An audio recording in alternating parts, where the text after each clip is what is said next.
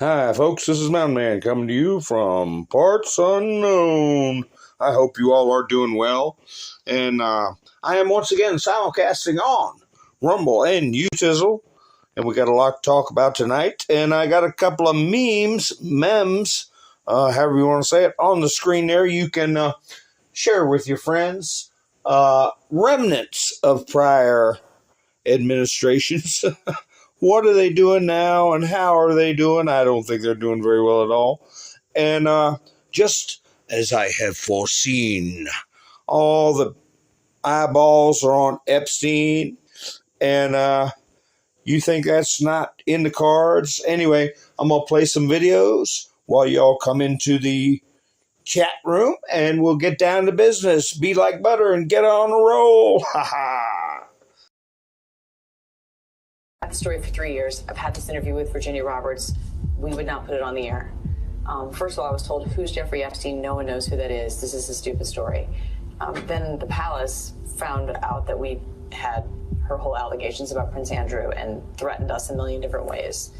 We were so afraid we wouldn't be able to interview Kate and Will that also quashed the story. She told me everything. She had pictures. She had everything. It was unbelievable what we had. Clinton, we had everything. Do I think he was killed? 100%. Yes, I do. Because he made his whole living blackmailing people. There were a lot of men in those planes, a lot of men who visited that island, a lot of powerful men who came into that apartment. ABC and Robach released statements today, essentially saying that the story wasn't ready for air. She said that, and they said that as well, not fully vetted. ABC has still not run all these years later, and he's dead now. How many children were raped in the last 3 years since they spiked this story? Because, as Amy says, she had witnesses, she had victims, she had photographic evidence with a Bill Clinton connection and a British royal family connection. And ABC News said that that did not meet their editorial standards. What are those standards? I want them to come clean because they went after Brett Kavanaugh with 40-year-old hearsay, with no corroborating witnesses, no evidence, and a lot of that was furnished by Michael Avenatti, a scoundrel, a bankrupt tax cheat, who brought forth gang rape allegations with no evidence. So what were those standards that allowed that to get on air? I'd like to know. And it looks like the play was, we don't get access to royal family interviews on GMA. Yeah. Please. And you're not going to go protect children who are allegedly being sexually assaulted by God knows who and God knows where. And this is the Disney company? The Disney company. It's sick. Yeah, I mean, and the suggestion that nobody knew who Jeffrey Epstein was, I mean, I don't know who these people are, right, but Jeffrey Epstein was, linked to many powerful people for years. I mean, he wouldn't be a household name necessarily, but that the executives at ABC in New York City had no idea who he was, I find very difficult to believe. What Mr. Trump did yesterday was to betray the women and men of the FBI, the CIA, NSA, and others, and to betray the American public. And that's why I use the term that this was nothing short of... This is the one that weaponized, not me. She weaponized. I probably took a bullet to the head because of the things that they say about me. They talk about democracy. I'm a threat to democracy. They're the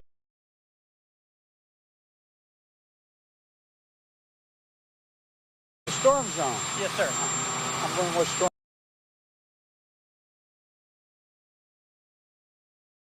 They have unsuccessfully tried to take down the wrong person.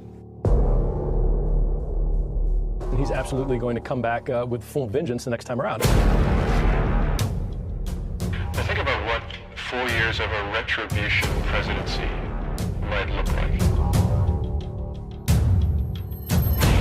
Our Constitution really does give the president tremendous power to destroy. This will be something we could never have imagined. Now the gloves are off. Some of Trump's close political allies told him they are working on figuring out the identities of the FBI and DOJ staff and forming lists. I will direct a completely overhauled DOJ to investigate every radical DA and HE in America for their illegal, racist enforcement of the law. The deep state is destroying our nation, but the tables must turn, and we will quickly destroy the deep state. We know where the bodies are buried. There are a lot of people out there that have done some very, very evil things, very bad things, I would say treasonous things against our country. People that have done such harm to our country. I've been looking at them for a long time. He could order the investigation and prosecution of individuals who he sees as enemies. Put them all in jail where they belong. You gotta get tough and smart, and you have to fight fire with fire. You can't allow this to go on.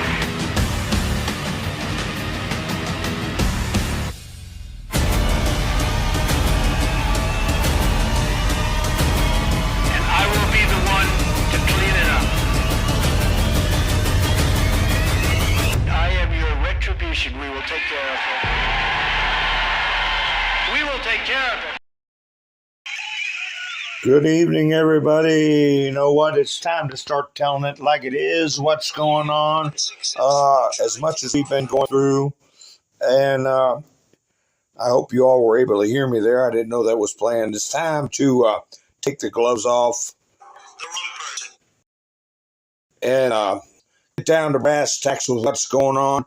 A lot of people are still confused. Hi, Angel. How you doing? Rain, how you doing? Damon, Robin, Linda, nice to see you. Colette, Ronald, Benjamin, a Google account. Why is Trump willing to take the heat for lidding this mess? Oh, you haven't been paying attention to my past broadcasts. We'll get into that, don't you worry. How you doing, Stanton? Nice to see you. Common Sense, nice to see you. Darla, yes indeed. Disney, ABC. So, welcome to our analysis and discussion of the biggest military action currently underway and has been underway for at least 10 years, if not, and I know more than that, in the history of the world. We're dealing with foreign powers, alliances with other nations all around the world. And for those of you who are just coming in, I had a couple of memes up.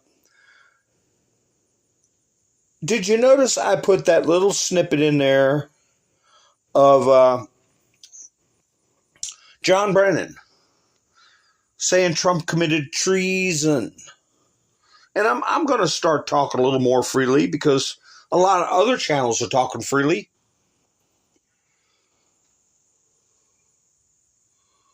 What was John Brennan and everybody else focused on when we were learning about the Epstein files? We thought it was big news. They were trying to impeach Trump. They were trying to destroy his administration. They even assisted in one of the biggest psychological operations, as well as physical attacks on our soil, which was the Wuhan LAB leak. That's how desperate they are, and that's how vicious they are. And they've got as their foot soldiers a bunch of malcontents, miscreants, and misfits, which are overseen and commanded by crooked politicians, lobbyists, greedy little twerps in the government, power-hungry people. But who's overseeing it all is a foreign entity that has really no borders, no defined nationality, but it's been with us for 1,000 years or more. A big club, and we ain't in it. Hi, Darla. Let's see. Sherry, nice to see you. Angel, nice to see you. So, it's just as I was saying the other night. No matter what we did, no matter what we said, no matter what we posted, nobody talked about Epstein. Nobody. They didn't want to hear it. Even when Trump brought up, why did he buy all that concrete? How did he get to fill in what was underneath that temple? He said, they do a lot of permit requirements over there in those islands, but he didn't have to get any. Why? What were they spending millions of dollars coming up? Nobody said a word. But now that they think Trump's involved, they think it'll get a little bit of dirt on Trump. Now, the lefties have to talk about it. Their fans or followers or whatever you want to do, whatever you want to call them on social media, it's all they're talking about. It's an exposure operation in full swing. And Trump, he's like, don't talk about it. I don't want you talking about it. Oh, that makes them want to talk about it even more. They do specials on it. I got a couple of clips. They do specials. Let me see. Let me get rid of that one. Goodbye, Joe. Bill Clinton. He's the one that's been mentioned most of all. Have you heard anything out of him? I didn't think so.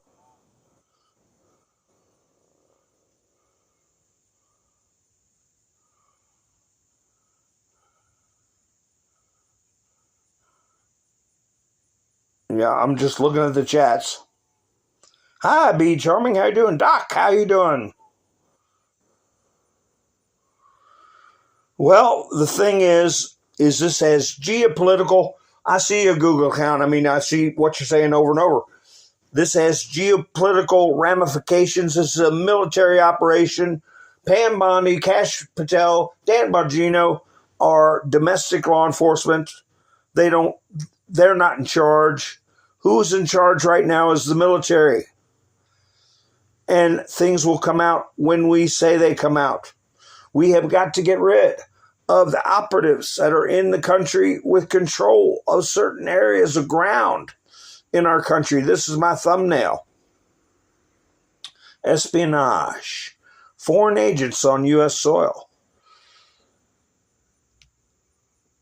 What am I talking about? I'm talking about we have cartels that are infiltrating. They are actually puppets of the international deep state. The principalities, okay? She's apparently working with them. Somebody's working with them because they cleared out MacArthur Park before agents could get there. Federal agents. Somebody's spying. Who makes money off of bringing people in? Human trafficking. Oh, by the way, what happens to you if you get caught human trafficking? Human rights abuses. Any individual or group, one of the things that happens is everything they have gets confiscated, impounded by the boss.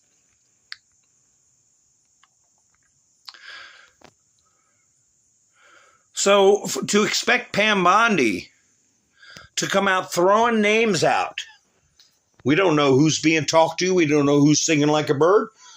We don't know what other operations they're conducting.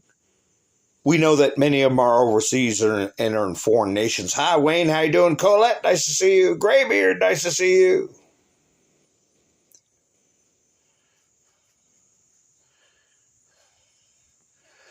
So Disney is a distraction. It's part of the operation of the Black Hats, part of their infrastructure, as is a lot of other things. But yeah, we can go ahead and arrest all the creeps at in Disneyland. But they got so many different places, so many different storefronts. It wouldn't make a pinch of owl poop. General Flynn put this up. It's a very quick video. What does he say? Did someone say investigation? I guess this was when they were announcing Comey and Brennan. I put et al., and others for conspiracy or collusion, they say. He said, get your copy of Pardon of Innocence today at Amazon. The games are about to begin. The book he wrote. And he put this little video clip, which I'll play for you. What do you think it means, this clip?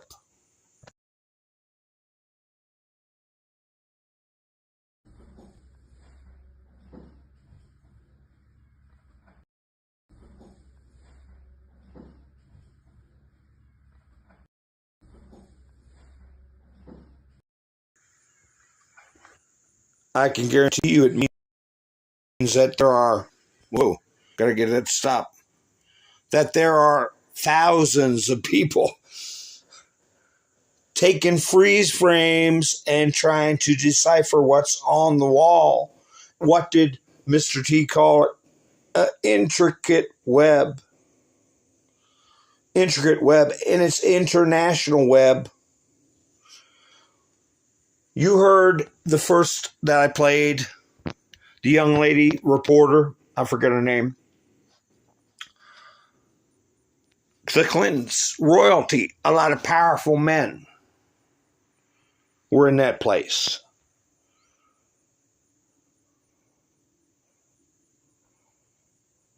Flannel cheese, how you doing? Anyway, here is... which one? I've got the video, Pam Bondi. Don't fall for bright, shiny things. The business of Epstein will come out when I believe the military is in charge now, because the Insurrection Act was already invoked.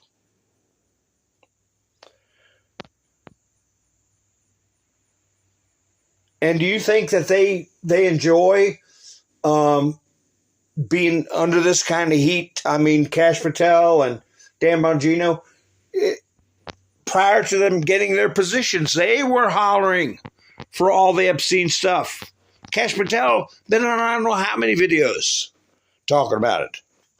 But I think they've been informed to a higher degree. Not quite the CUE level clearance. We all know what that is. The highest clearance you can get. But they have been cued in on what's going on. I'll put it that way. But here's Trump at his staff meeting. By the way, did you all catch that during the staff meeting he discussed D.C., the city, being run by Washington? He also discussed New York. He also discussed L.A. being run by the federal government. What does that mean? What does that mean? That means people being removed from their office. Just like Lincoln did. He shut down over 200 papers. He had governors removed, mayors removed. Some people went to jail and worse. And we're getting to that point where he's dropping hints. But he did go out of his way to say Muriel Bowser was cooperating. But If that wasn't enough, they're perfectly ready to take over the city themselves. That was one of the biggest things that came out of this press conference. He named the cities. He talked about Zoran in New York. If he doesn't work out, it would be no problem to run the city of New York from Washington. That, you would think, would be the biggest thing the news was talking about. Also, as Trump points out at the beginning here, the tragedy in Texas. Over 100 confirmed dead and 170 plus missing. So the death toll could go up to close to 300. And they're focusing on Epstein. But he's scolding them for focusing on Epstein. But it's been a long time coming that the mainstream media wants to focus on that. But anyway, let me go ahead and play it. It's Trump and Pam Bondi. Your memo and release yesterday on Jeffrey Epstein, it left some lingering mysteries. One of the biggest ones is whether he ever worked for a American or foreign intelligence agency. The former labor secretary who was Miami U.S. Attorney Alex Costa, he allegedly said that he did work for an intelligence agency. So could you resolve whether or not he did? And also, could you say why there was a minute missing from the jailhouse tape on the native staff? Yeah, sure. If Could I just interrupt for 1 second? Are you still talking about Jeffrey Epstein? This guy's been talked about for years. You're asking, we have Texas, we have this, we have all of the things. And are people still talking about this guy, this creep? That is unbelievable.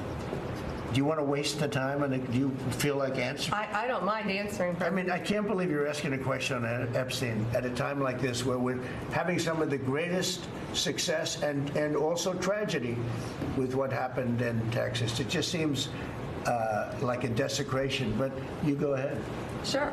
First, to back up on that, in February, I did an interview on Fox, and it's been getting a lot of attention because I was asked a question about the client list, and my response was, it's sitting on my desk to be reviewed, meaning the file, along with the JFK, MLK files as well. That's what I meant by that. Also, to the tens of thousands of video, they turned out to be child porn downloaded by that disgusting Jeffrey Epstein. Child porn is what they were. Never going to be released, never going to see the light of day. To him being an agent, I have no knowledge about that. We can get back to you on that. And the minute missing from the video, we released the video showing definitively the video was not conclusive, but the evidence prior to it was showing he committed suicide. And what was on that, there was a minute that was off the counter. And what we learned from Bureau of Prisons was every night, they redo that video. It's old, from like 1999. So every night the video is reset, and every night should have the same minute missing. So we're looking for that video to release that as well, showing that a minute is missing every night. And that's it on Epstein. Mr. President, on the tariffs again, on August 1st, you've said it is the deadline. What incentives do... She's referring to the missing minute, saying that every night, just before midnight, and if you watch the tape when it jump cuts, it skips 11:59 minute and goes right to midnight. She says that it occurs nightly in every video since 1999. And, if they, it would surprise me if they use that 60 seconds to spirit him out of there, like was rumored years ago under military guard. If he's in an igloo with bars on it in Greenland or the North Pole, I don't care. I know his, if he is experiencing life, it's not a free life. And I don't care what's going on with Epstein. But I do know that this is an operation to expose the people that were there and to get interest from people who heretofore didn't give a hoot because they didn't think it would hurt Trump. But now they want to try to hurt Trump. Hi, Sparky. How you doing? Miss Mendersoon, nice to see you. Jersey Joe, nice to see you. Pappy Two Bears. Yeah, a Google account. Check out my earlier videos. You must have skipped the last couple of ones. I did talk about cloud seeding. We know what's going on with that. Wanda, nice to see you. So, hi, sissy. Rubberneck, nice to see you. So anyway, they're all focusing on it. Here she is. What's her name? Caitlin? They're all putting it on their channels. It's all big news now. However, many people have refused to listen to. How long ago was that Jesse Waters clip? How long ago was the first clip I played? Years ago.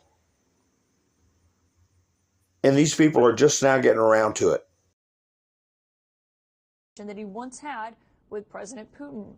The audio obtained by the authors of a new book that is just out today. And for context, the president has long said that Putin would never have invaded Ukraine on his because of something he told him once. Oh, this is another operation I want to point out to you all. This is where they're putting up audio where Trump told Putin he would blow up Moscow if they invaded Ukraine. And he also told Xi he would blow up Beijing if they invaded Taiwan. The reason I'm showing you this clip, I think this is part of full disclosure. Trump said the exact same things at interviews with good audio, said it on Fox News, said it on a CNN interview.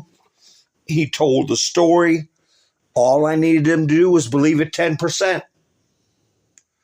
Well, CNN puts out this audio like it's surreptitiously gotten, like you're eavesdropping on a phone call.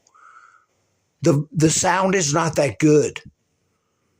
And people are thinking, oh, I'm listening to something secret. When it's really something Trump expressed many times, but this particular type of media did not cover. Just like with the Epstein situation. He brought it up many times. He said in an interview with Brett Baier, Clinton's going to have a lot of trouble with that island he's been going to. He said it during a town hall when they said, are you protecting the world from an satanic cult of P3DO files?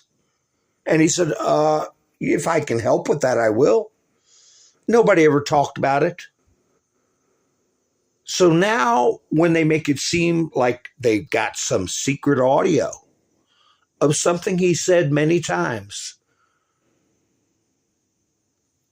the ones who want to go after Trump and the ones who won't listen to reason all of a sudden want to hear what he said.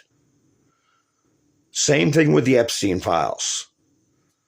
When they thought it was going to hurt Clinton, when they thought it was going to hurt the Democrats, they kept it quiet. Now they think they can go after Trump.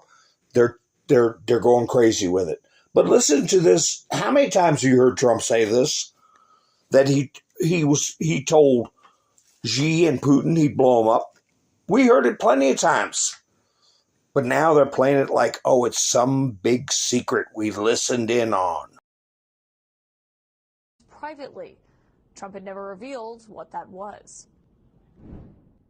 I had a very strong conversation with President Putin, and he understood, and I won't go into the great details of the conversation because nobody has to know that. But I will tell you, it never, ever would have happened. I don't want to say it, but did they fear me? I suspect they did. Well, tonight we're learning those details as the audio reveals that Trump says that he threatened not just President Putin, but also China's President Xi Jinping. And this is what he told donors about what exactly that conversation looked like during a private fundraiser last year. To Putin, I said, if you go in to Ukraine, we're going to bomb the shit out of Moscow. I'm telling you, I have no choice. The public wants it. The public. So he goes like, I don't believe you. He said, no way. And I said, wait. And then he goes like, I don't believe you. But the truth is, he believed me 10%. And I told you this, he believed me 10%. Then I'm with President Xi of China. But I said the same thing to them. I said, if you go into Taiwan, I'm going to bomb the shit out of Beijing. He thought I was crazy. He said, Beijing? You're going to bomb Beijing? I said, I have no choice. I got to bomb them. We're going to bomb Beijing. And he didn't believe me either, except 10%. And 10% is all you need. In fact, 5% would have been okay too. And we never had a problem. We would have never had a problem. See how that's done, folks? How many times have we heard Trump say that at rallies? They only had to believe me 10%. I told him I'd bomb the SHIT out of you. He said it at rallies many times. Nobody ever covered it. Now you have this Caitlin person. We've got audio from a fundraiser. Everybody's like, oh gosh, we got Trump now. Go ahead and talk, Trump. How does this play into their narrative that Trump is a Putin puppet? When he said he's going to blow the SHIT out of him. Doesn't play in very good with that narrative now, does it? Is this part of truth and reconciliation? But they're doing it surreptitiously. Where the people that are looking for reasons to be angry at Trump, catch him in something he said at a fundraiser or whatever, it's really red pilling them. Is CNN being compelled to do this? What makes a good movie? Good actors. Because Caitlin got smacked around at this cabinet meeting. Pretty much, just to go on somewhere and play. The big kids are talking now. Humiliated, but they allow themselves to be humiliated. Here's the stuff that's coming out about it. Epstein list hangs itself moments before release. Let them have their fun. Because when the stuff comes out, what is Trump going to say? You asked for it. When the names come out, that's really on there.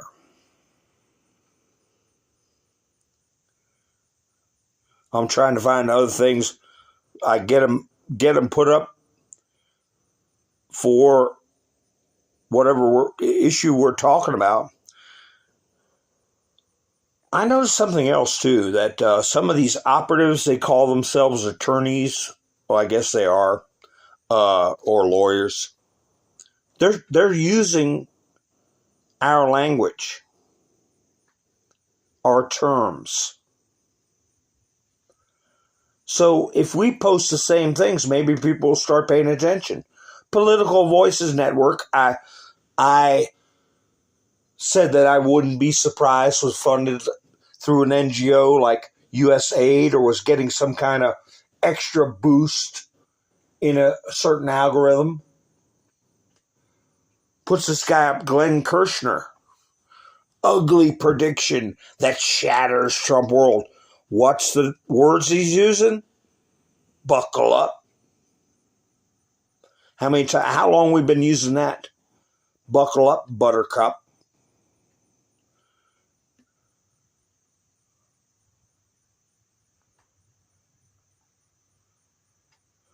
I don't like AI.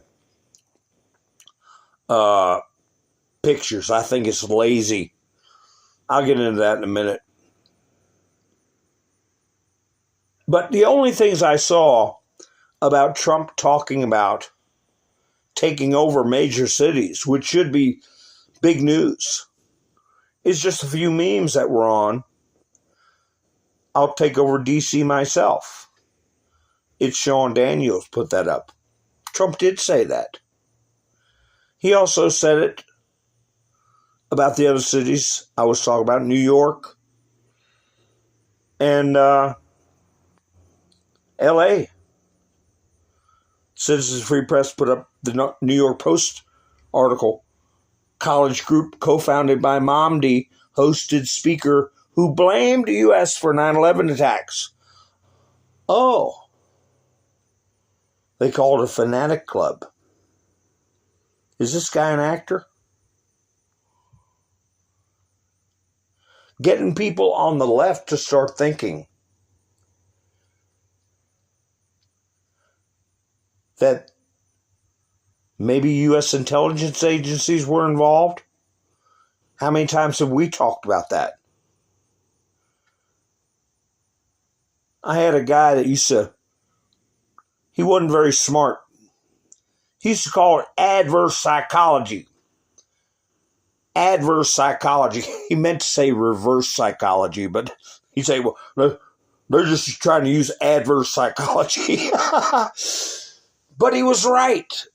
He didn't have the words right, but he got down to the point, adverse psychology. And that's what's, some of these people may be plants, maybe operatives, to bring up themes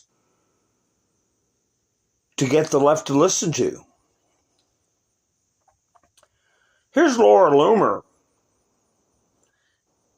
She's a firecracker. Everybody knows that. And sometimes she goes off the deep end. She got a bullhorn in the back there, and her alligator head. I just noticed that. But anyway, she's talking about Zoran and his mother.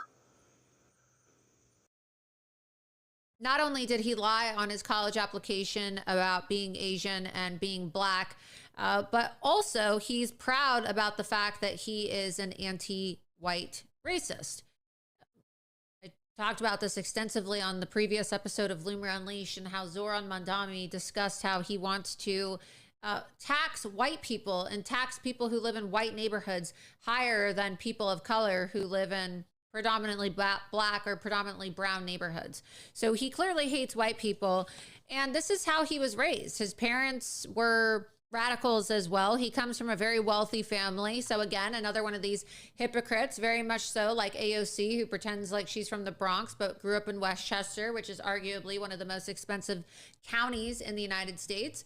And Zoran Mandami grew up with parents who were multimillionaires. His mother's a very famous film director. And here he is discussing how his mom used to make white actresses play waitresses in order to make them understand the plight of black and brown people. So not only is Zoran Mandami a racist, but it appears that his parents are also racist. Let's play clip number 13. Because my mother made a film called Mississippi Masala and met my father in the process of it. And at the time, she was looking for funding for that film, and she told the story. It was about a love story between an African-American man and an Indian-Ugandan woman. And she went up to a financier, and he said, where are the white actors in this story? And she said, don't worry, they'll be the waiters. And she taught me that if we don't tell our own stories, no one else will. And too often when it comes to stories about people of color, by people of color, we don't have that funding. And then everybody in the audience laughs. Oh, don't worry, they're going to be the waitresses. So you can see that his mother has a very demeaning attitude towards white people, and Zoran, her son, has adopted that same mindset and that same racist mentality and that same racist attitude. And you have to ask yourself, how is that going to translate into policies if he does in fact become the next mayor of New York City? Is he going to start demonizing white people? Is he going to start making it acceptable to be derogatory towards white people? Is he going to favor blacks and Hispanics and Muslims over Christians and Jews and white people? Well, yes, we already know that that's what he's going to do because he said it in his own words. We don't need to imagine what a Zoran Mandami mayoral position is. No, he's telling us right to our faces, Just like Barack Hussein. Obama told us that he was going to fundamentally change America. We know what that meant. We know how dangerous it was. But the people who are just now getting exposed to this stuff is learning that these characters mean what they say. And they want to subjugate, well, I hate to say it this way, but Whitey. This is in Melbourne, Australia. A cathedral being surrounded by Muslims. A Catholic cathedral being surrounded. In Australia? Australia. What's the purpose of that? To intimidate?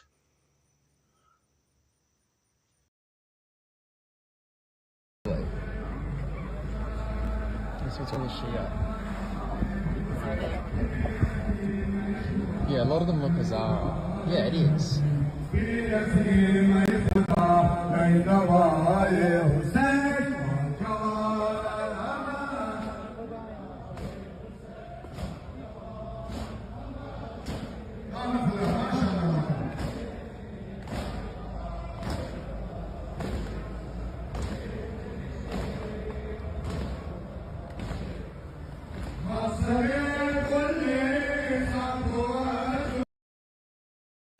Is that peaceful? Is that peaceful? Do you think the people who are trying to worship inside are comfortable with that going on? Of course not. But they'll be the waiters and waitresses in the future. That's what these people are thinking.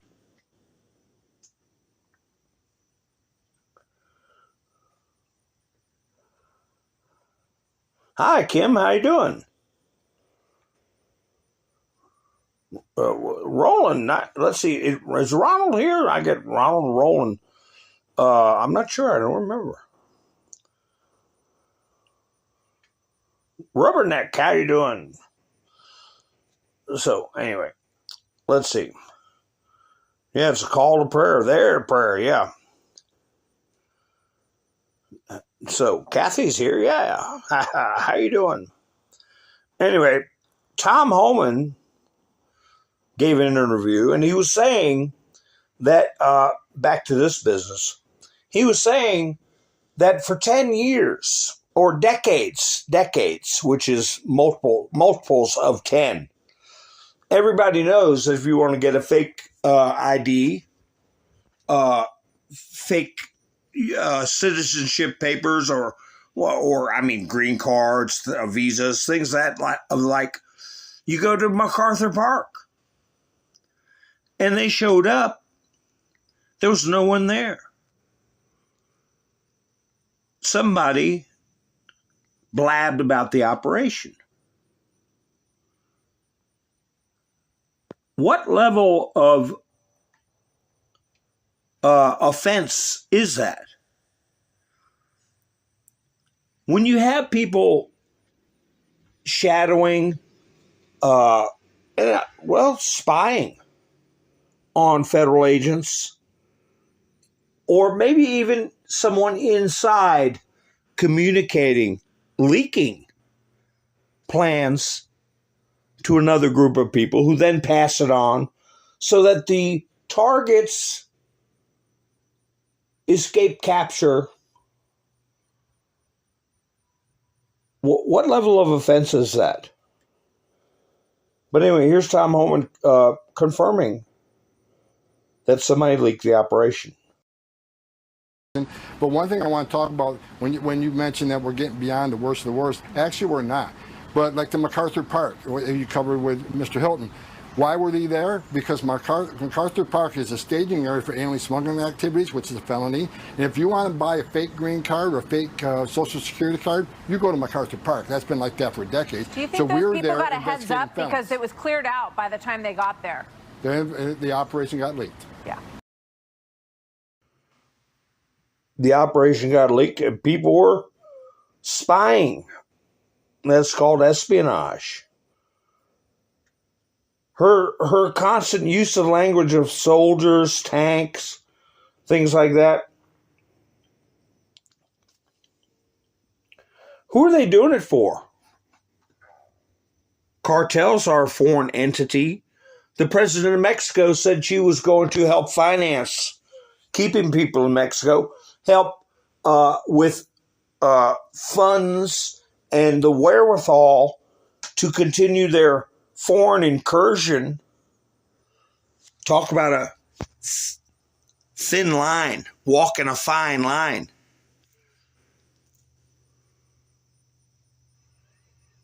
Yeah, well, we don't want it. Yes, Sparky, kind of treason, sort of. I don't know. Is there, if you're knowingly assisting a foreign entity to come in in the U.S. and undermine the government, that's not really a sort of. That's an actual. Here you've got Elon Musk putting out again. This came out in Russian media. Bannon is in the Epstein files.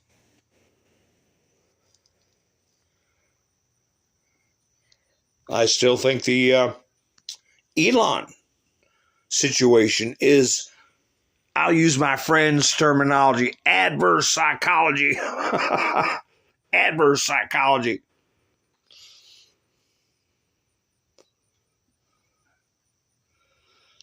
Here's this nitwit from Chicago. They'll never cooperate with ICE. Never. And division. Look, we are a welcoming city ordinance. Our local police department will not ever cooperate with ICE. Whatever their constitutional authority is. So if you allow non-citizens to be on your police force, allow them to carry weapons, we discussed that. If you allow non-citizens to vote in local elections, it'd be a lot easier to get the local police force to resist the lawful actions of the federal government. They're not citizens. What do they care? It's in their interests. One of the first things they might want to do is find out who are on these local police forces, like in Pennsylvania. I showed you all, I'm using air quotes, police officers wearing Palestinian flags on their uniforms, pulling people over in Pennsylvania. Non-citizen. That'd be one of the first ones to round up. If they're eligible for deportation, if they've ensconced themselves into areas of authority, if they voted in local elections and they're eligible for deportation, it's time to go.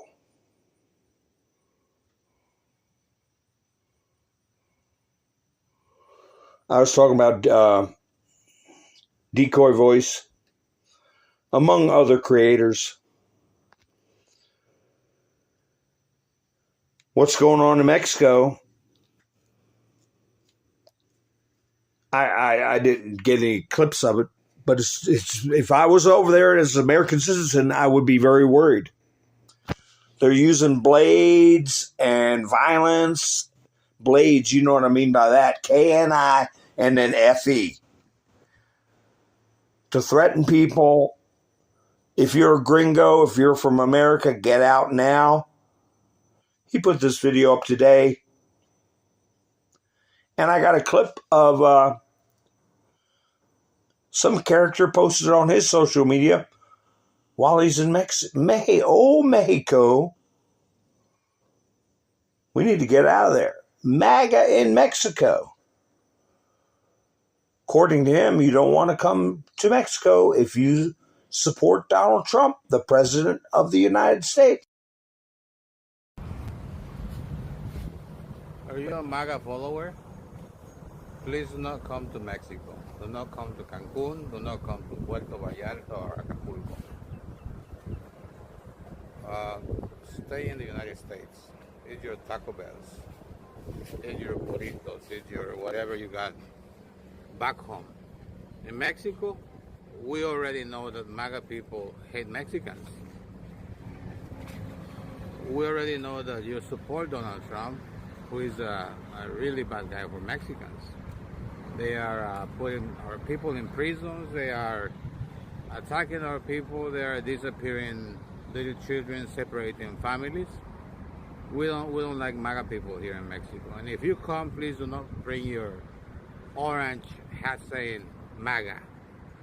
Do not come with your shirt saying MAGA, because I've seen cases where MAGAs have been attacked by Mexicans in Cancun.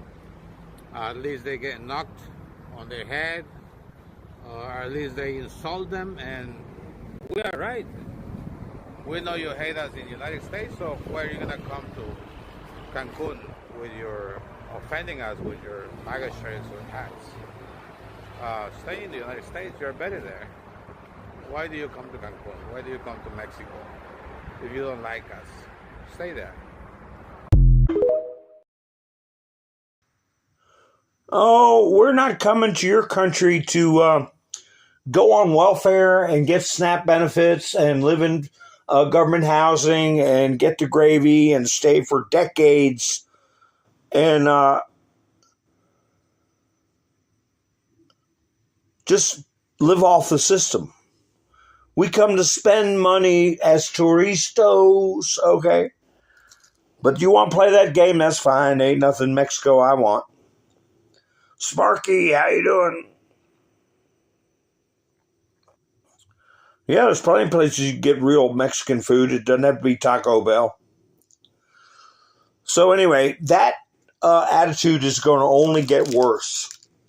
He's talking about people getting knocked in the head or at least insulted. And he said, you know, we're right.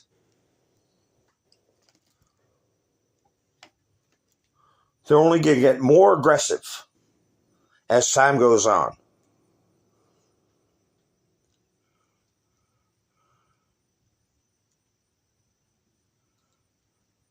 What did Trump post today? A lot of things. He posted a lot more letters about who's getting their notice of tariff, how much they're going to pay in tariffs. And he's also putting the heat on too late, the Fed chair. And word on the street is Jerome Powell, he's going to resign. Too late should resign immediately. The Fed chair should be investigated by Congress. Yes. Why are we paying 4 times the money? We're paying close to $1 trillion a year because of the Fed not charging us like they charge everybody else. So Jerome Powell's going out. Who's going to be next in line? About the tariffs. As per letters sent to various countries yesterday, in addition to letters that will be sent today, tomorrow, and for the next short period of time, tariffs will start being paid on August 1st. Now, as an aside, I've already seen people like Dopey David Pakman pretending like Trump is moving the date. Moving the date. Another misrepresentation, another, well, can you use the word lie? Trump says there has been no change in this date, and there will be no change. In other words, all money will be due and payable starting August 1st, 2025. No extensions will be granted. Thank you for your attention to this matter. We're going to see billions coming in. And Trump, again, during the cabinet meeting, was talking about President McKinley and how we had more money than we knew what to do with, and that it was how this country was run for 160 years, and there was no personal income tax. Keep that in mind, folks, because he keeps bringing it up. A new study by the Council of Economic Advisors, led by highly respected chair Dr. Stephen Moran, has found that tariffs have had zero impact on inflation. In fact, the study shows that import prices are actually dropping, just like I always said they would. The fake news and the so-called experts were wrong again. Tariffs are making our country boom. Many new factories, jobs, and trillions of dollars in investment are pouring into the USA. Someone should show this new study to too late Jerome Powell, who has been whining like a baby about non-existent inflation for months and refusing to do the right thing. Cut interest rates, Jerome. Now is the time. Talk about having a boom. When those rates will drop, with or without Jerome. Because it's a matter of economic security.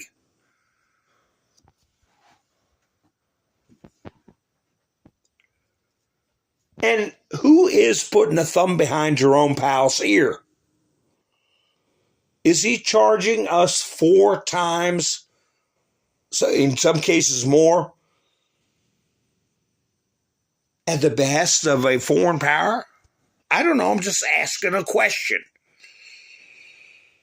It is brought to my attention that the great state of Florida, which I won big 3 times, and where I am a proud resident, has renamed an important 4-mile stretch of the Southern Boulevard in Palm Beach County to President Donald J. Trump Boulevard. Ha ha!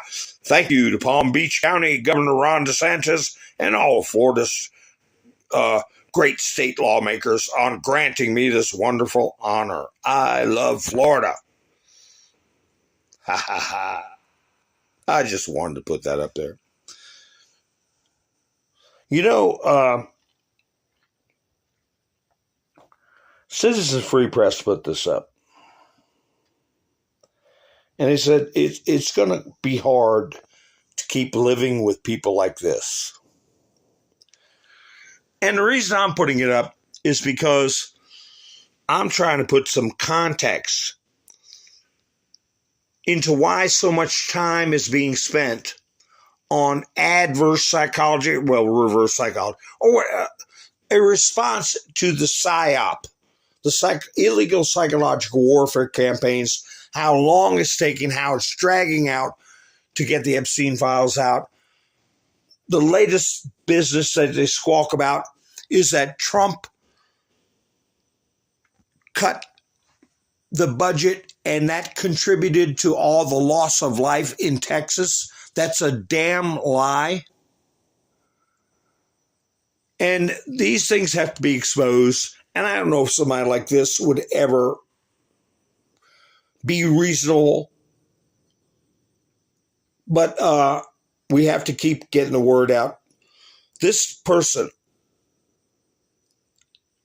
is repeating like a parakeet, like a parrot, the misconception and the lie that Trump cuts cause the problem in Texas.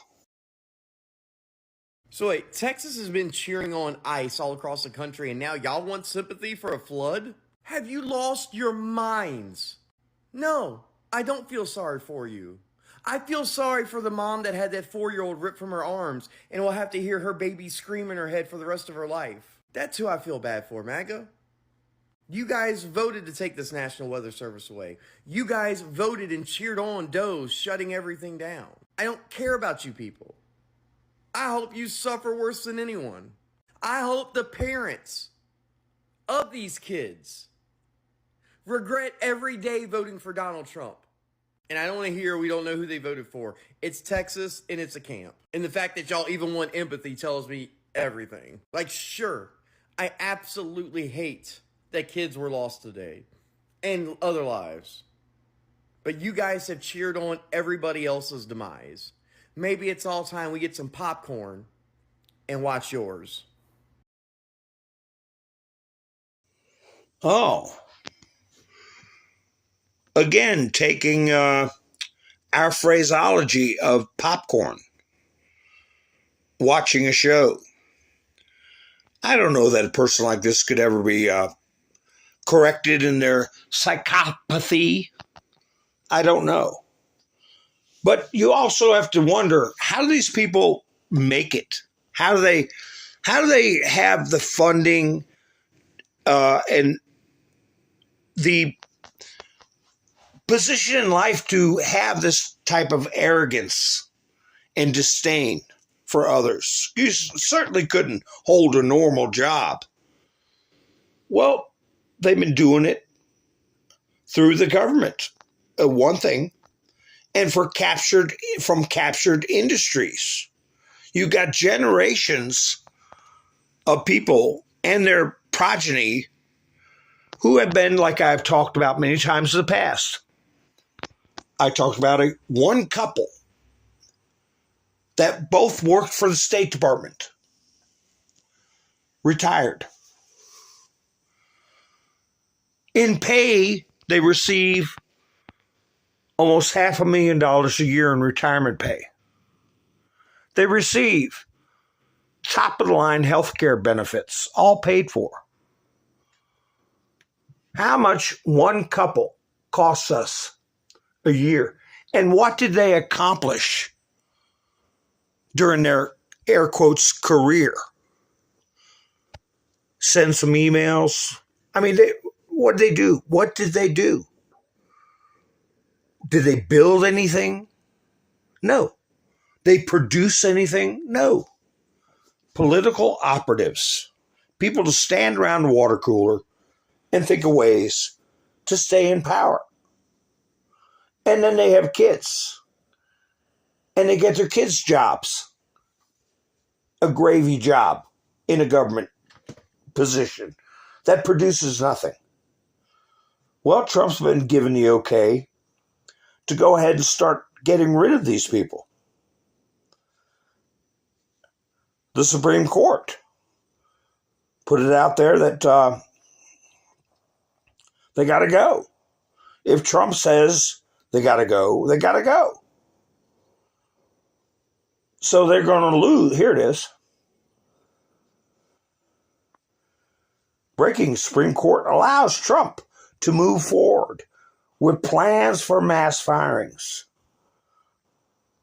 Oh, wouldn't they go crazy? These people I'm talking about. Whoa, what? How come I can't move that? It's crooked. Huh. There we go. Let me get it. Let me get it moved. But we're talking not only monetary, a substantial monetary burden on people, but they have pull. With local media, local governments. You say, I work for the State Department, and you tell that to some body on your local council that makes decisions about your life, just some country government, and they're all impressed. Wow, works for the State Department. And they have influence. But now they're not anymore. They're not going to have it anymore.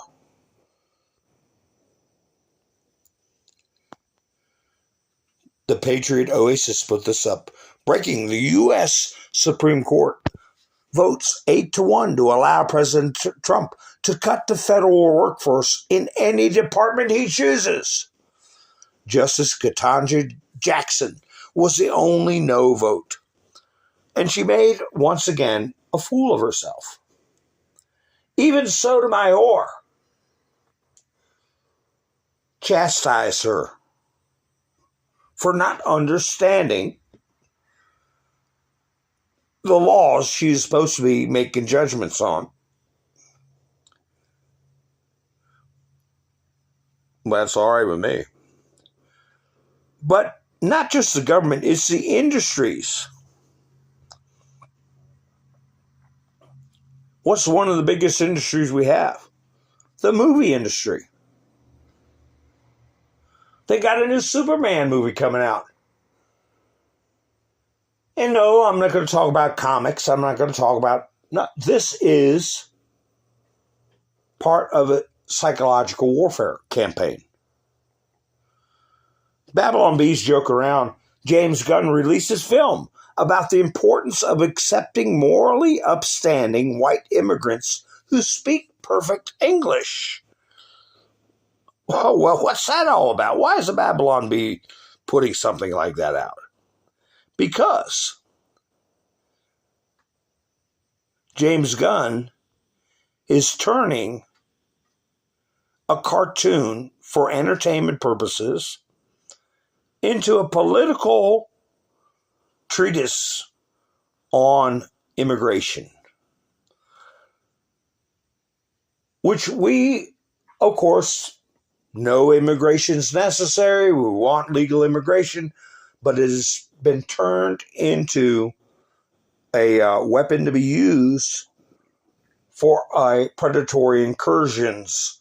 But anyway, here's James Gunn talking about Superman.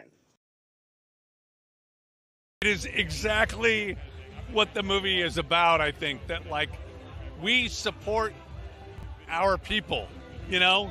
We love our immigrants. We love, yes, Superman is an immigrant. And yes, the people that we support in this country are immigrants. And if you don't like that, then you're not American. People. Oh, okay. We're not American. So they're weaponizing entertainment. And that is a source of a lot of money.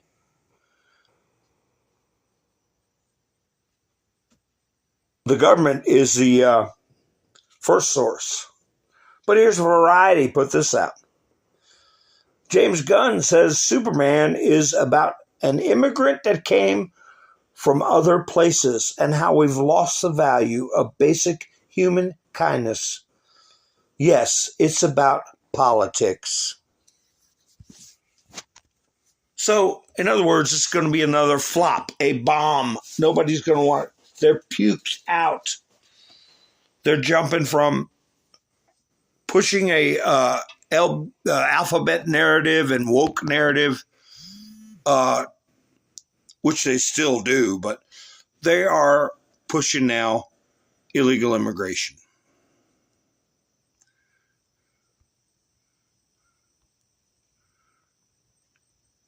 Gunther Eagleman put this up.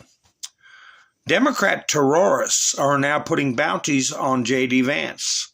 This has to stop. Why won't Democrats denounce this? Hopefully someone will get some fingerprints off of these. Wanted for cowardice. Reward $1 million and a target on J.D. Vance's face. No, they're not denouncing it.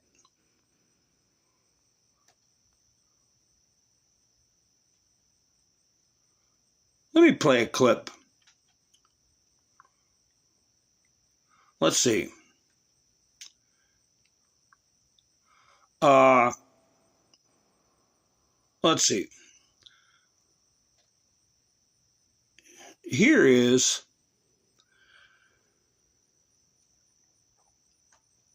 manipulation of the media before the Texas flood after North Carolina flood. North Carolina, the response was horrible. It really didn't get properly addressed until Trump got into presidency. And then you'll see how she's talking about, well, they are using the North Carolina disaster to make political gains, political hay. And then you'll see after the Texas flood, her doing exactly what she was decrying about the Biden administration and North Carolina flood. But I want you to listen to one part where she goes from saying that the Trump budget cuts were responsible, and then later she inserts the word proposed budget cuts. That's how they wiggle out of lying.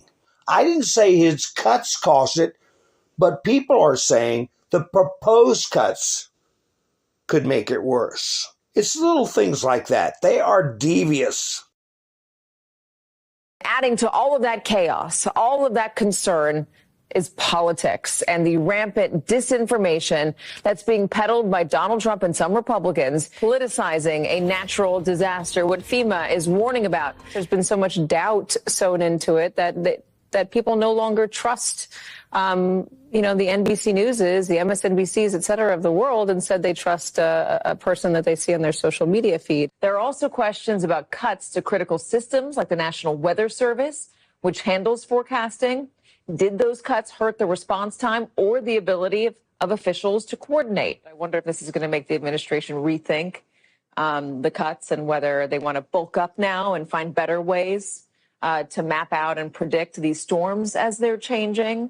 I mean, they do happen. They are bigger, but we can find a way to start trying to track them and predict them if the money is given to these agencies for research to try to figure this out to get ahead of it. The administration announced more cuts or proposed more cuts to the National Oceanic and Atmospheric Association, NOAA, just last week. An estimated direct program budget of $3.5 billion for NOAA. That's a $2.3 billion cut, lower than the current year, almost a 40% reduction.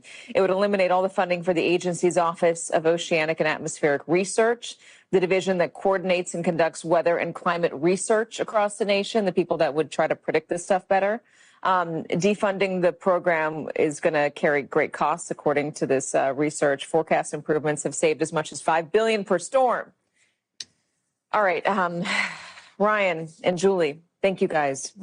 The story. Yeah. Two-faced BS.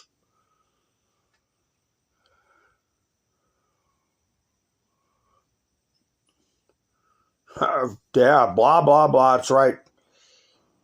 Yeah, but people eat it up.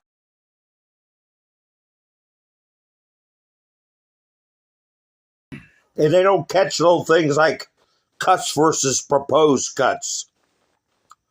But no, nothing was cut. As a matter of fact, it turns out that the problem that was being focused on, that was not being focused on. Let me find it. There's a video out about, it's a short video, about this guy here.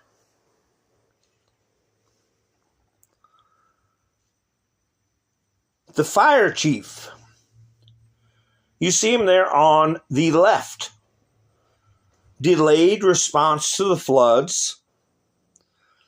And what's coming out is that he was looking at DEI programs and that they actually was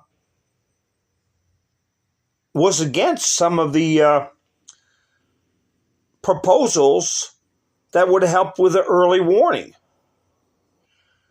I'll go through these articles, and if I get to it, I'll point it. Just remember that guy's face there.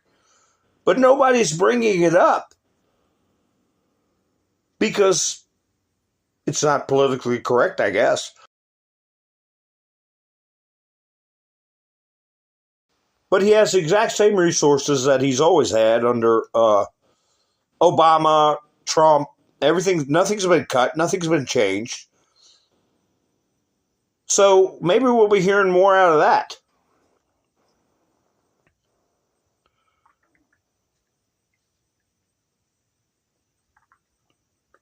Especially if the death toll gets close to 300 people.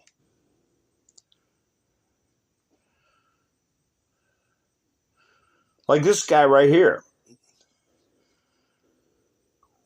If the one I just showed you was taking public funds for DEI purposes, he's in big trouble. But here you got Ed Markey, okay, Massachusetts senator. I'm hiring self-motivated and eager interns for fall 2025 in my boss office. LGBTQ plus, working class, and other underrepresented candidates with Massachusetts ties are encouraged to apply. Applications due Friday, August 8th. Learn more here. Interns for what? What are they going to produce? What are they going to do? What is the service they're going to provide? No, they're just giving an income option for worthless people that cannot function without some phony government job. And as far as Texas goes, that mentality may have contributed to a loss of life.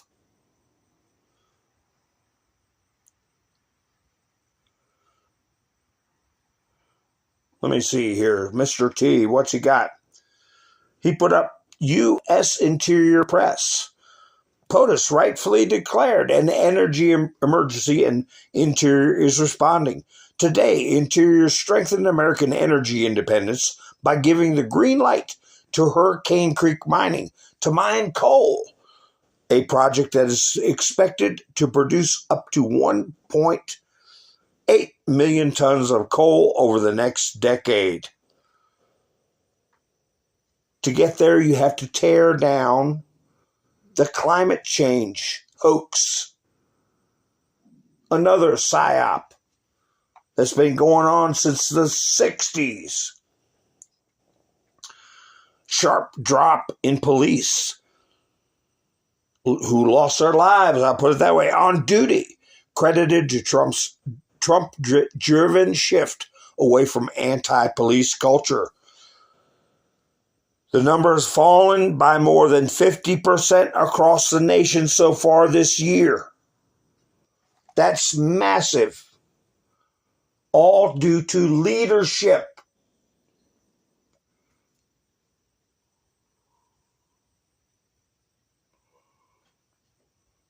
A change in the culture because of leadership saves lives. Trump put this up. High hopes for a local aluminum plant. Since its expansion, Rosemount Business is adding needed domestic aluminum supply in the face of tariffs. The Minnesota Star Tribune. These are factories that Obama went after with a vengeance. Manufacturing. We couldn't even produce our own lead. One of the most ancient metallurgical things we created. We didn't even have a plant in the entire country to produce lead. For batteries. For a lot of things. And he did the same with aluminum, copper, and we were relying on China and other countries for necessary alloys. Just in, did you all hear about this? Suspect arrested at Mar-a-Lago with weapons and an urgent message for Trump. A woman has been arrested after she allegedly traveled to President Donald Trump's Mar-a-Lago estate in Palm Beach, Florida, and told U.S. Secret Service agencies that she had an urgent message for the President of the United States.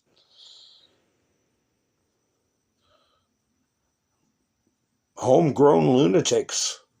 Or is it homegrown? I don't know. Hear more about it. I meme. I am. Oh, that guy that got convicted and sent to jail for a meme about Hillary got overturned by the Supreme Court. His conviction has been overturned. 9-0. I'm sure you'll hear, or you've already heard and will hear more about that. But I mean, therefore I am. Any leftist who calls you a horrible person for supporting Trump's EBT work requirements, just show them this video. EBT card in one hand, fresh manicure on the other, laughing while shopping, not for food, but for clothes at Burlington, no less. Must be nice to live off taxpayers and still flex.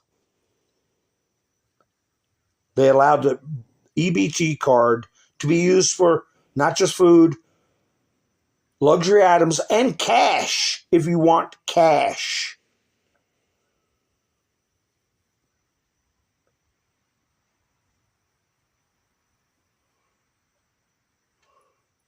Here's Midas trash. This is all they're focusing on. If the Epstein files never existed, why did it take him 6 months to reveal this? Does it take 6 months to read some files these days? I'm confusion. Wait a minute. It's more like 10 years. Why the big focus? I'm glad they're doing it, but for 10 years we've been dealing with this. What's this one? Oh, here we go. Get ready. Another PSYOP. Measles cases in the United States have reached the highest level in more than 30 years. There have been 1,288 confirmed measles cases across 38 states nationwide, according to the CDC. By comparison, the U.S. recorded 285 cases all of last year. Oh, really? This marks the highest number of cases since 1992. How did the measles cases rocket up by, 8 times?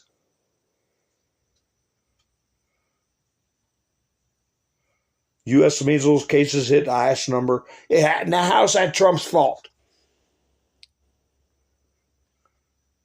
Whose fault is it really? Here's another Midas trash pail. We, the American people, need to keep a nagging tune about Epstein and Trump and the entire time the crook is in office. Let not the voice of exposing him about this go away. After all, he was friends with Diddy too, and so was Melania. I never heard that. But that's what they're peddling. Who had a big, here we go, CNN. They're bringing it up. Let me see. There's a guy who brings up Trump's labor secretary. And the way he brings it up, he's talking like Trump was involved in Epstein being let out of jail. When the reality was, Trump fired the guy that let him out of jail. I've talked about that in the past, but here's how they're talking about Epstein on CNN. So what's really going on here? I mean, what's really going on? Well, experts, such as our friend Julie Brown from the Miami Herald, who's been covering Epstein for years, say that the notion of Epstein having an easy-to-access client list is likely a red herring. And that's what the Trump administration is relying on, that there likely isn't a list per se. But they are also now relying on the fact that because it's MAGA influencers who often put forward so many falsehoods, legacy news media won't push the point, that while there might not be a list, there are certainly files that can be released. There's a trove of information that the Trump administration is right now refusing to share. Information that could well point to the powerful folks who availed themselves of the sex trafficking victims of Jeffrey Epstein. If you go, for example, to the FBI vault online, you can see that there are 22 files containing thousands of pages. Most of them are heavily redacted. Now, sure, of course, redact the names and identifying characteristics of the victims.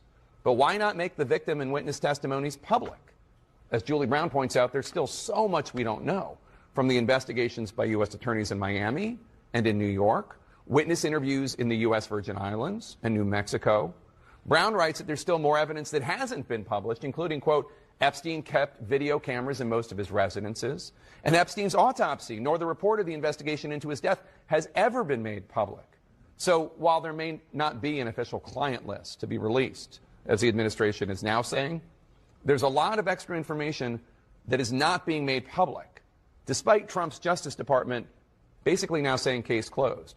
This isn't going to go away. The public, you're being played for fools here. Ah. Then how come you didn't bring it up 8 years ago, 6 years ago, 5 years ago? How come only now you're bringing it up? Here's another video from, let's see.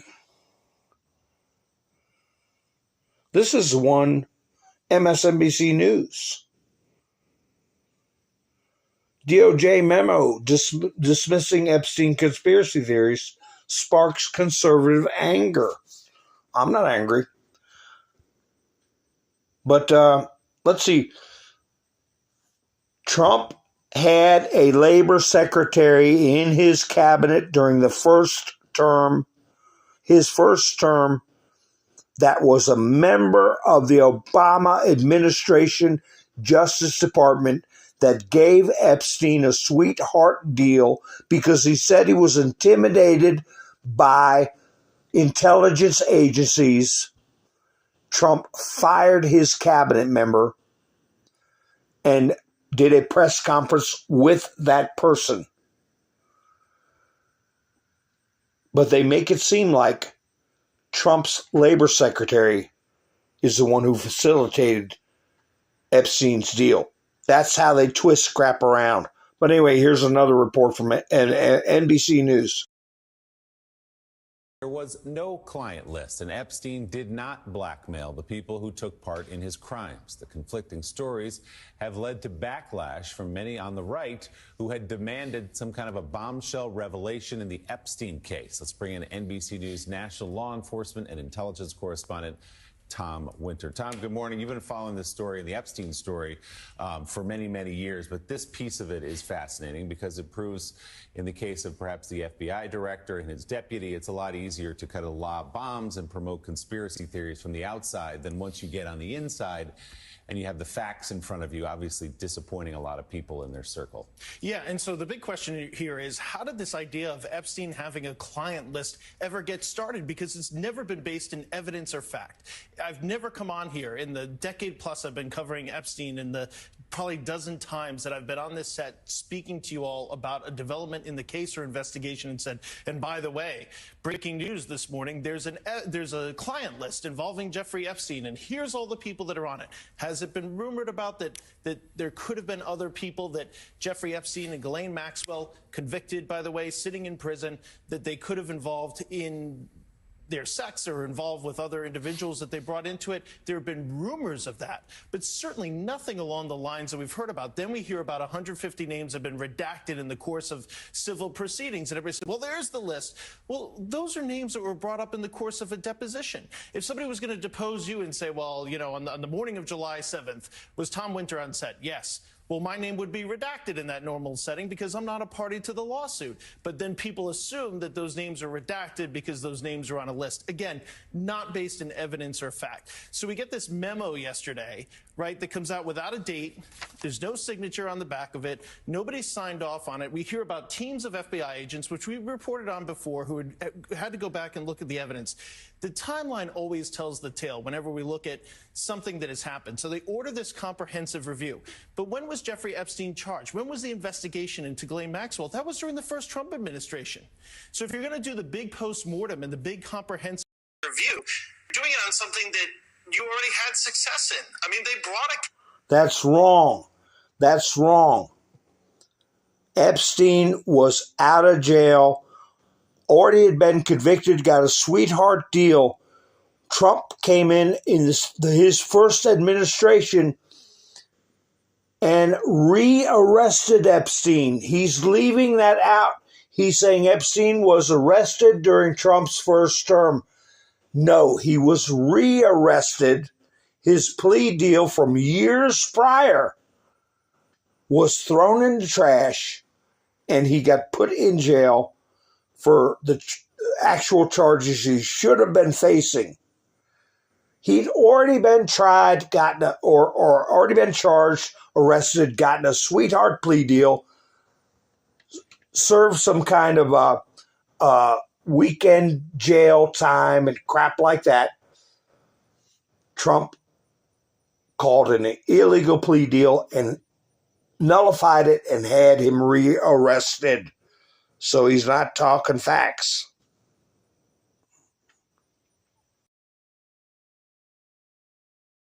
Case. And to your point about the comments made, I'll pick on the comments made by the deputy director specifically. He talks about how he gets really upset on the media in his podcast. This is in January of this year. And he said that they've done almost like, no, maybe because I was an investigator before. It's like, I'm amazed at how few people are putting two and two together. The U.S. attorney Trump appointed in Trump's first term, who was involved in bringing the charges against Jeffrey Epstein, specifically said at the press conference, I was there, that the reason why this case was brought, he said, is thanks to the investigative reporting work that was done primarily by Julie Brown of the Miami Herald. And then a number of other organizations, including this one, picked up on that and brought even more facts forward.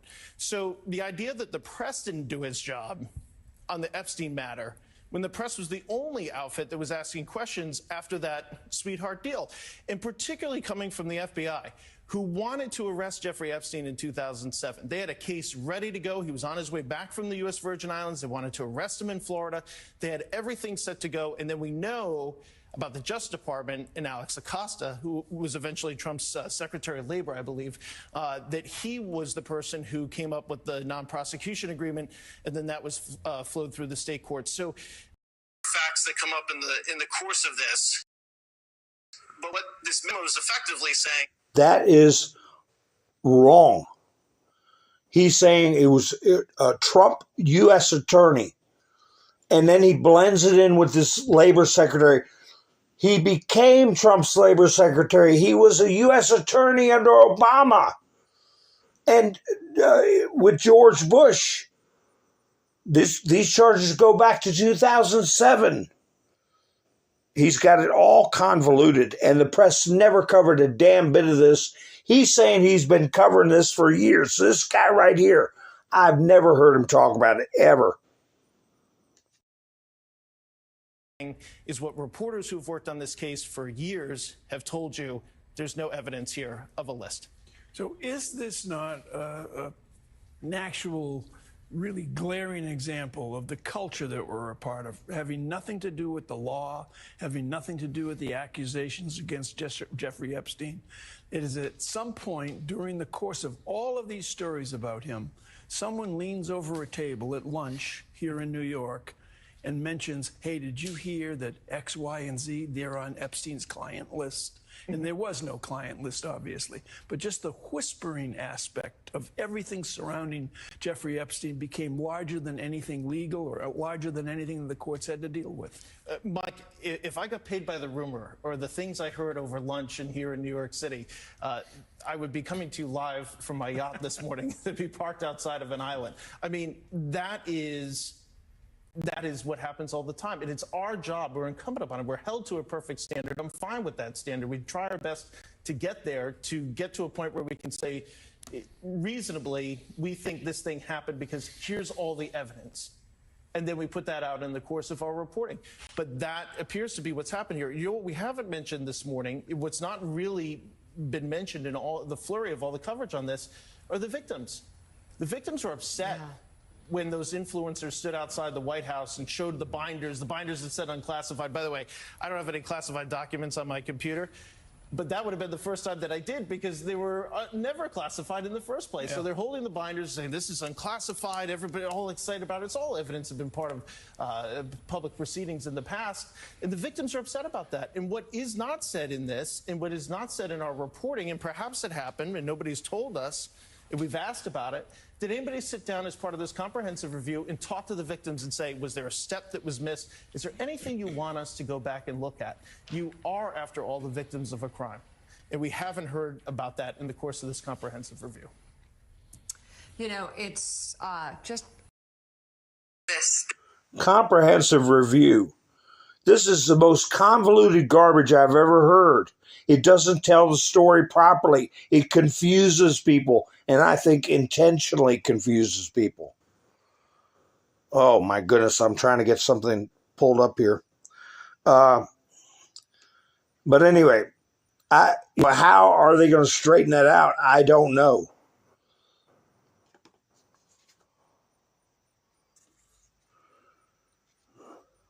But it may very well be that an actual timeline will be done by an outlet like CNN or NBC or ABC, or maybe all of them, may do a comprehensive discussion of how the prior administrations and the intelligence agencies treated Epstein with kid gloves, and it wasn't until Trump came into office that he got hauled in, and also Ghislaine Maxwell. None of that would have happened without Trump. So anyway, the next big story is Comey and Brennan. And tomorrow I might go over some CUE posts, okay, concerning General Flynn and these issues, along with all the other news and stuff. But anyway, here's an outline of what is happening with Comey and Brennan. I wonder how they're sleeping tonight. This is a Fox News alert. The FBI has just launched criminal investigations into two former Obama officials for Clinton's campaign. But they both used it to smear and investigate Donald Trump and former FBI Director James Comey for their involvement in the Russia hoax. Sources say Director Brennan is under investigation for lying to Congress, and that Brennan and Comey were involved in a conspiracy. Brennan apparently told Congress that he didn't have anything to do with the Steele dossier.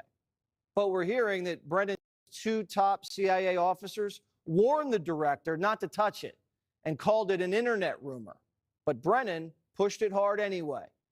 Both Obama's FBI director and CIA director basically knew the Trump-Russia hoax came from Hillary Clinton's campaign, but they both used it to smear and investigate Donald Trump. Comey and Brennan's security clearances have both been stripped by the sitting president, and Comey just had a sit-down with the Secret Service over Seychelles. This is the beginning of a major confrontation. New York Post columnist Miranda Devine joins me now. Miranda, what do you know about this investigation? Well, it's Probably a criminal perjury investigation, and it does stem from that new review that the CIA issued last week, or declassified last week, into the origins of the Trump-Russia collusion hoax. This was something that was directed by President Obama after the 2016 election, when President Trump had been elected, but a few weeks before Obama was due to leave office. So this was in December. And he got basically John Brennan, Director Comey, and James Clapper to cook up this sort of bogus investigation, which became known as the Intelligence Community Assessment, even though 13 of the 17 intelligence agencies at that time were not involved, even though the National Intelligence Council was sidelined by John Brennan. John Brennan took over this, handpicked the analysts and rushed them and forced the inclusion of the discredited Steele dossier, which, of course, the CIA and the FBI knew was discredited, was completely made up by that stage. But Brennan insisted that it was included, not just as an appendix, but in the main body.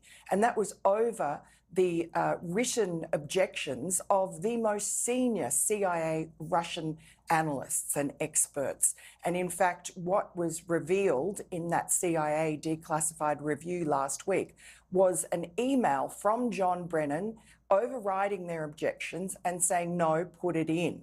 And yet John Brennan, we know in testimony, he has said, oh, no, I didn't even know it was in. I wouldn't have put it in. No, I never pushed for its inclusion. Now, we don't know what he told the Durham report. A lot of his testimony is sort of gone past the statute of limitations, which is 5 years. But the Durham report, the Durham inquiry. Remember something about statute of limitations. Any actions taken to conceal wrongdoing or to perpetuate it, anything done afterwards, at the time you do that, that's when the clock starts, not during the original offense. But if 2 years pass by and you lie again, or you do hide a piece of paper, or you do something in furtherance of the action, that's when the clock really ticks. So the statute of limitations is not written in stone like a lot of people think. He gave closed-door testimony to. I'm not sure what he said, but presumably he lied again, and in that case under oath. Then he also was called into the Comey impeachment inquiry into Joe Biden for his role in that 51 former intelligence officials' dirty 51 letter lying that Hunter Biden's laptop was Russian disinformation. So my presumption is that this is a perjury, and I have a bit of evidence for that this is going to be a perjury investigation based on that email, and there's probably other emails from John Brennan, which he's contradicted on television and in public testimony, but probably also behind closed doors in testimony that's not ruled out by the 5-year statute of limitations. All right, well, this will be interesting to follow. Miranda Devine, thank you so much. Great. Well, I know there'll be one email that's going to pop up that essentially where Comey said, we're going to drive Trump to have a stroke. That's what we want. We want him to stroke out. And we were told that what would happen if there was communications from people discussing harming or ending the life of the president and or one of his family members. We're going to see if that comes out. You put that on top of the Twitter files where our freedom of speech on major platforms were directly controlled and impacted by 3-letter agencies, of which Brennan was one. And don't forget, he was a card-carrying member of the Communist Party. He's since disavowed that. But he's also a Muslim. a Muslim. So I want to thank Mike and Bev for going by Buy Me a Coffee.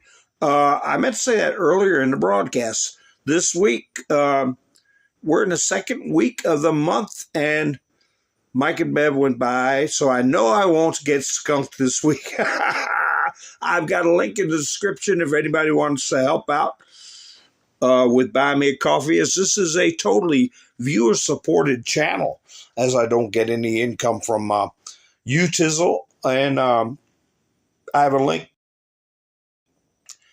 also in my Rumble description. So anyway, thank you, Mike and Bev, for helping out. Everybody who helped out last week. Well, it was Mike and Bev and Gary and Wayne last week. So thank you again.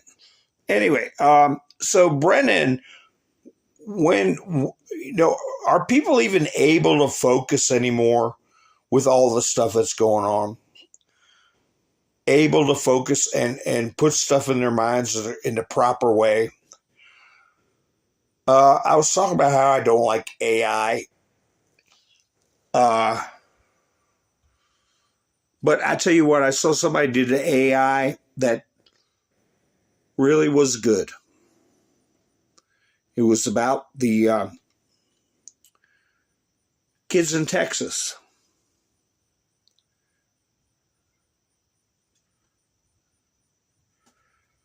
And it seems like AI has, in this instance, a heart. And I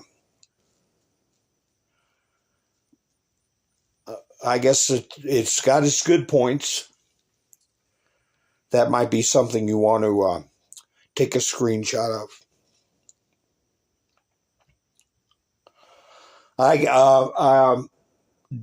Jack Posobiec, a number of people put it up where two kids were found holding hands, and they both had a rosary in their hands. And it's hard to talk about that situation, but we're going to have to keep talking about it. What's going on, and I can see what Trump is talking about with focusing on Epstein when we had this tragedy at home. But it also highlights their deviousness and how we're able to use their deviousness against them by getting them focused on something they refuse to acknowledge. Now they're acting like they're experts on it. But anyway, our prayers for the family and the children.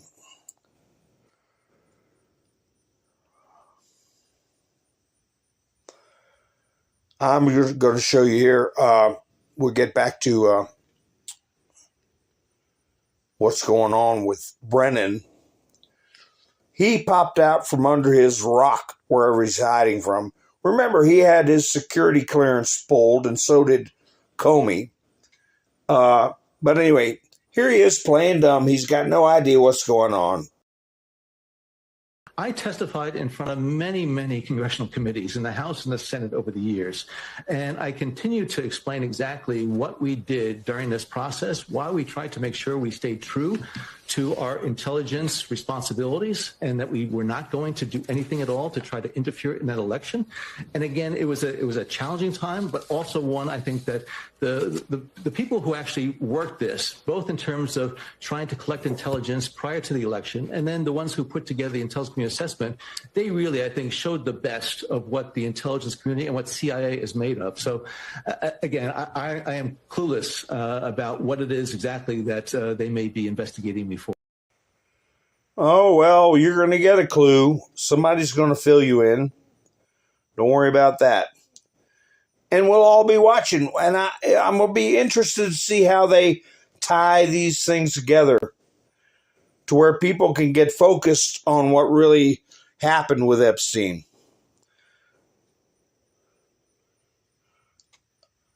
And this business with the Steele dossier. I put it in the title, so I'm going to bring it up. Grok. I put Grok lobotomized. Remember I said a long time ago about artificial intelligence? I said GIGO, and I did a little mountain man quiz. What's GIGO stand for?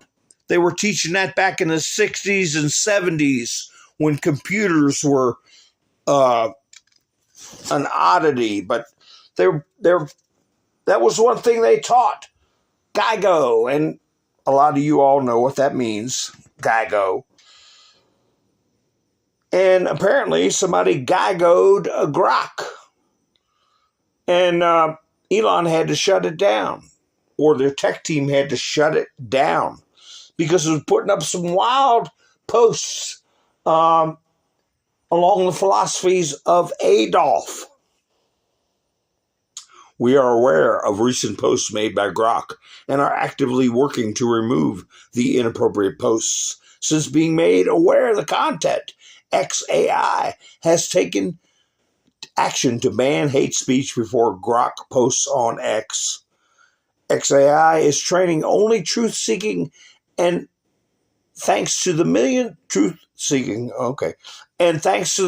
of users on X, we are able to quickly identify and update the model where training could be improved. I don't know what they're trying to say there, but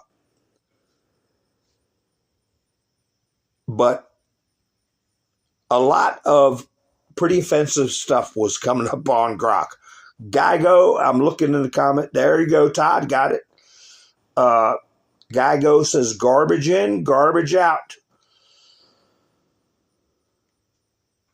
It cannot be, it's not self-aware, cannot think on its own. It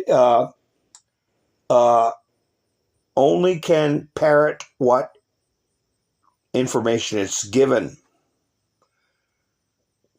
So somebody, is that another infiltration to discredit Elon and his?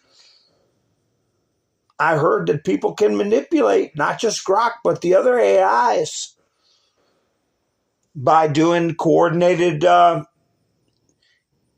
info questions. Okay, questions that are designed to be incorporated into the memory of the artificial intelligence. In their attempts to get it to collate and absorb questions and recreate information, it can be influenced. That's obvious. So after they shut it down, somebody kept trying to ask questions. Somebody said, replying to Grok, be honest, are you being censored? And this was the response from Grok. After it was supposedly shut down, it could put up memes. It could put up memes, and that was all. It couldn't answer questions. So it came up with, I'm sorry, I cannot respond. And apparently the image you're looking at is what this Grok app thinks of itself as far as appearance. Just a goober, a guy, and saying, I'm sorry, I cannot respond. So it is shut down except for some rudimentary memes and responses. So we'll see what happens with that. Meanwhile, at the same time, you have the CEO of X just resigned. Linda Yaccarino, I don't know how you say her name, but that is odd. What are we going to find out about that? There are no coincidences, remember, folks?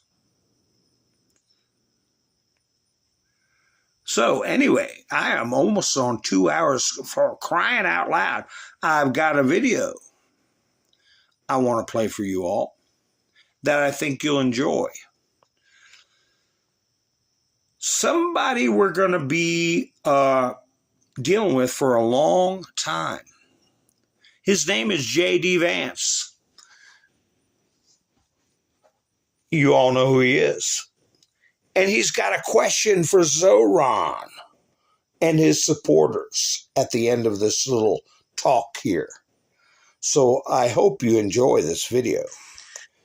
And I will be going live again, hopefully tomorrow night. If you're subscribed, you'll know when I go live. The bell will go off. And you can join us for our live stream. But until then, I want to thank you all for spending your precious time with me. And I hope you enjoy this video. And remember, we're going to be dealing with J.D. Vance for probably another 12 years. And Zoran and his buddies and all the little pinkos, we used to call them pinkos, remember that? They'll have to deal with him too. But anyway, enjoy this clip. I'll be seeing you soon. This is Mountain Man, over and out. And that brings me back, finally, to the next likely mayor of New York. Today is July 5th, 2025, which means, as all of you know, that yesterday we celebrated the 249th anniversary of the birth of our nation.